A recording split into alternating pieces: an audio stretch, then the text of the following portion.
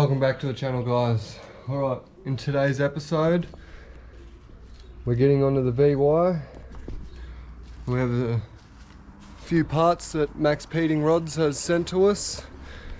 They sent us these coilovers for free to do a review on.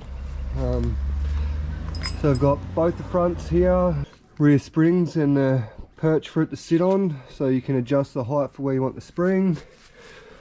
Got both rear shocks.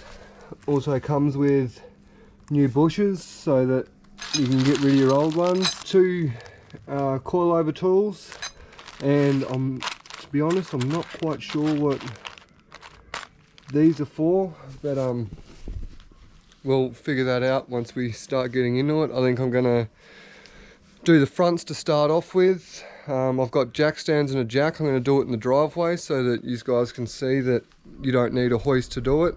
The longest part's probably going to be adjusting them all so that they all sit at the same height for when you lower it down, and then you can start from there and say, right, I want to go higher, I want to go lower. We'll get set up and we'll do comparison between lowered shocks and springs that I have in it for what they look like to what these ones look like and what the difference is.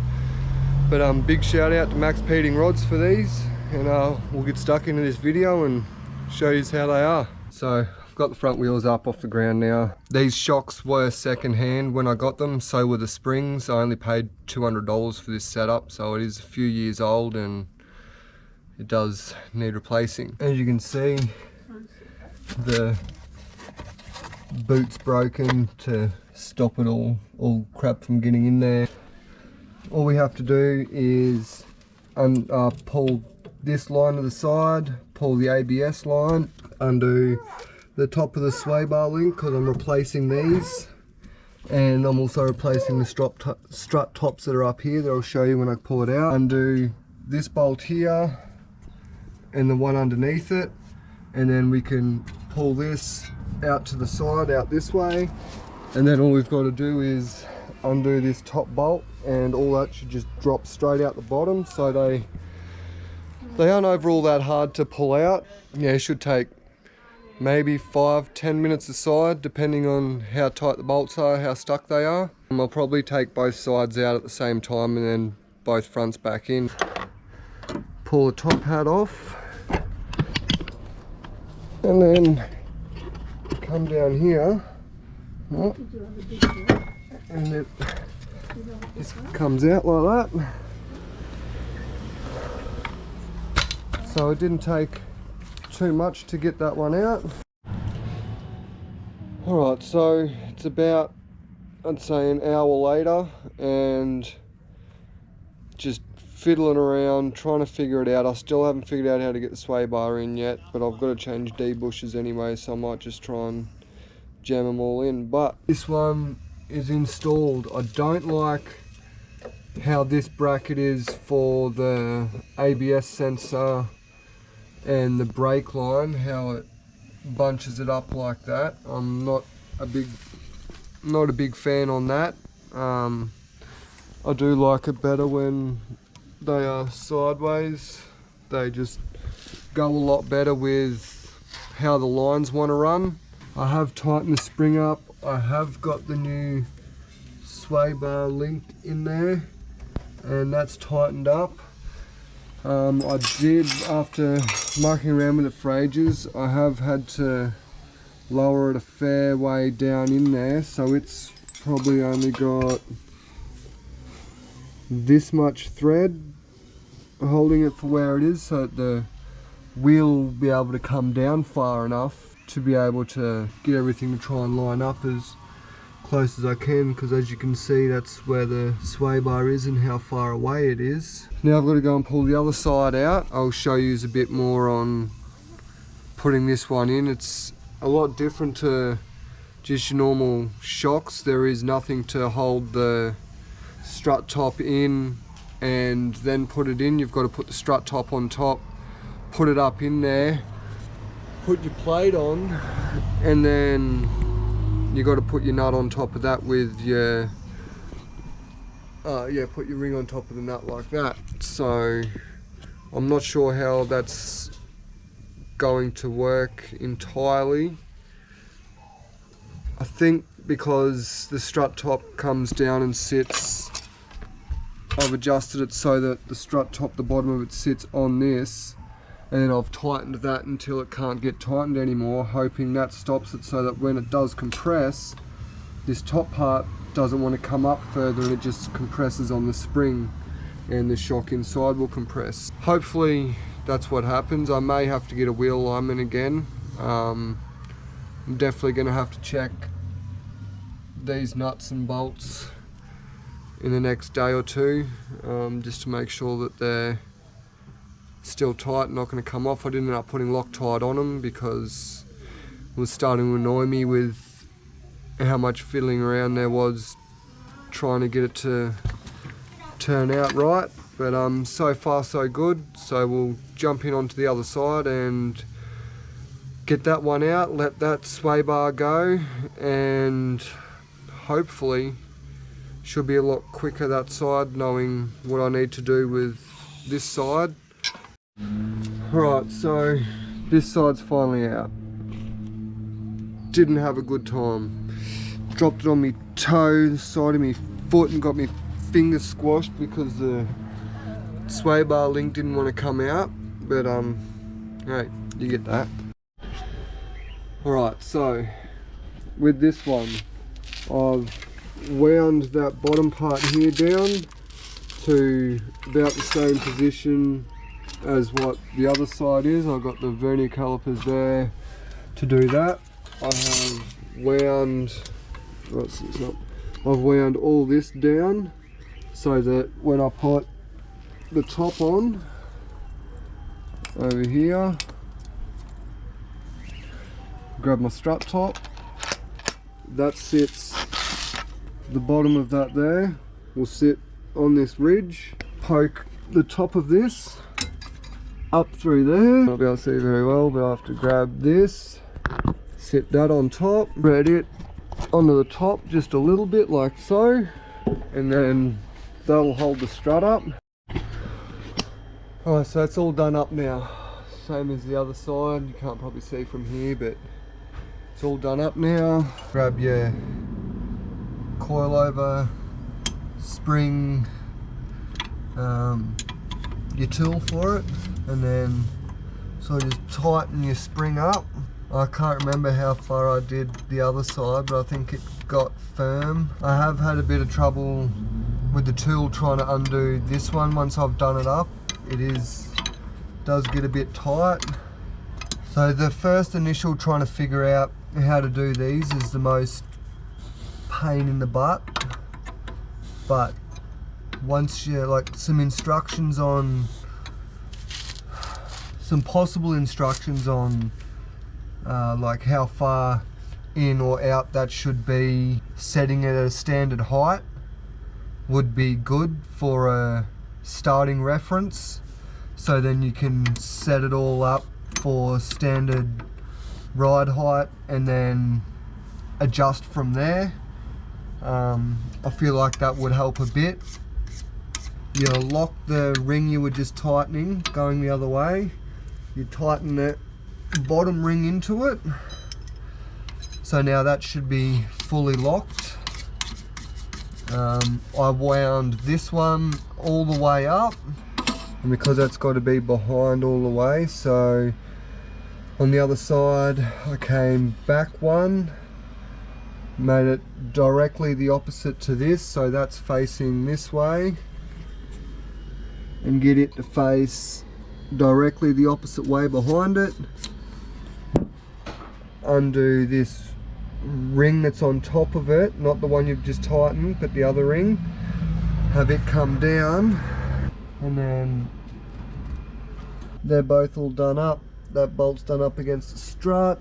Alright, so I've just undone the sway bar mount right there. I've just undone the mount. It looks a bit rusted, but I'm about to stick the new bushes into the sway bar, and then I'm going to just jack the sway bar up into the links, tighten them up, and then I can put the wheels on it and drop it down and see how it looks for the first time on the coilovers. Alright, so it's the next day. Got a bit dark last night. I did end up changing the sway bar D-bushes and hooking up the sway bar links. But I got it on the ground. I do need a little bit of adjustment. So there's a bit more of a gap here I can actually get my fingers through.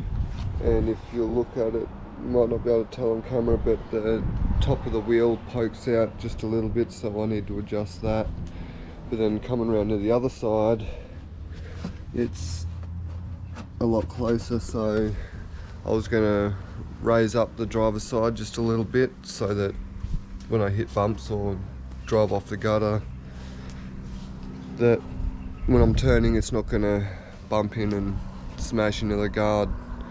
So first thing this morning is I'm going to jack it up and adjust those. I think, I'm not sure if the easiest way is going to be to undo that top nut and undo the locking bracket on the bottom to rotate the entire coil over, just to rise it just that little bit, because otherwise I'm going to have to undo it all from the hub again and spin that bottom bracket. So I think that might be the easiest way to go about it. Alright, so it's back down on the ground, wheels are torqued up and the center caps are back on. That's where it sits like that. It's pretty just sort of tucking the top of the tyre. And the other side's about the same. It's probably, there's probably a couple mil difference, but my hand fits under here really good now. The same under here real good, and it feels like it's about the same distance. So now we can get into the rears. I was thinking of dropping it as far as it'll go on these coilovers in the rear, just to see what it's going to look like, and then I'll probably raise it back up again so it's practical. But that's where it sits in the rear at the moment. It's tucking maybe a quarter of the tyre, but that's probably because the springs are probably sagged or something like that, because I think this side might be a little bit different. No, sits about the same position, but we'll get the rear end jacked up, get the rear wheels off it, and then we'll fiddle around with the rear coilovers and see how they go. I've got both rear struts out, got this one out, but I remember last time I had to get a jack between here and the axle so I could push this down far enough to get the springs in and out. So that's what I'm going to have to do here. I don't really condone doing this because it's probably not good for your axles, but between your axle, between the top, this side spring is in, it's not going anywhere.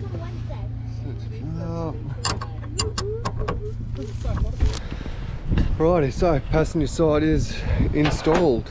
All in there, it's tightened up. I'm just going to have to match the other side to that thread, and then we can sit it down, and it should be about the same height as it was before. I think the front is around the same height, the rear might go a little bit lower, but it doesn't bother me really with the rear going a bit lower. Got the driver's side in, jack's still under it, but so I've got the driver's side in, got that spring in. The rears were really easy to do. I think the hardest bit was getting the lower control arm down far enough to get the springs out and the new ones in, but other than that, it's the rear end's done. Just got to put the wheels on it, tighten the wheel nuts up, and should be ready to take for a test drive. Mind you guys, I've never messed around with coilovers before in my life. These are my first set, so someone with a bit more experience with coilovers might get through it and do it a bit quicker, and might not have gotten as frustrated as me with the fronts. But then again, they are, once they're set up and you know how to set them up, really easy to do. It's just the initial figuring out how to set them up, and maybe the way that they hold in at the top I was more used to the style of where with these shocks, it's got a nut and a washer there holding the strut top on. With these coilovers, that nut on top is the only thing holding the strut top together with the coilover itself. So I'm not sure if I really like that design. Maybe having a locking nut on top to be able to hold it all together and then stick that up in there might be, but I don't know how the coilovers are really designed. This may be a better design than that, but it's pretty good. I like how they sit in the front so far. They might settle a little bit more after taking them for a drive. Yeah, rears are really easy. It's only been maybe an hour and a bit with doing the rears, stuffing around a little bit. Rear wheels are on and it's sitting back on the ground again. Back along the side there, same amount of gap. Alrighty guys, so it's been a few days since I've put the coilovers in. It's 4 or 5 days now, but been driving it around a little bit and it is a lot more bumpy than I was expecting it to be. They're good, I like them, they're smooth. Well, when they're on smooth road they're smooth, but when you got really shitty roads they're not really ideal, but I guess coilovers are pretty stiff anyway. So there's a big shout out to MaxPeeding rods. Go and check them out. They've got a lot of things on their website that you can get for your car. So far I'm liking the coilovers. It's pretty easy install. Rears were really easy, quick and easy to throw in. Yeah, the rears are about as low as you can get them to go. So if you're putting them into a Commodore, it's about where you're going to sit in the rear. The fronts probably can't really go any much higher without having not enough thread in the bottom part that goes into the bolts to the hub. So it's probably, yeah, about where they're going to sit. A little bit more length on the shock that screws into the part that goes into the hub would probably be a bit more ideal, so that you have a bit more in there holding it. But other than that, it's pretty good. Probably give you another update and another video of how they're going. Alrighty guys, well, cheers for that. Hope you like this little series. I know a few of you wanted to see more on me VY, so here it is. Yeah, give us a comment, let us know what you think. Give it a like if you like the video. We'll see you in the next one. See yous.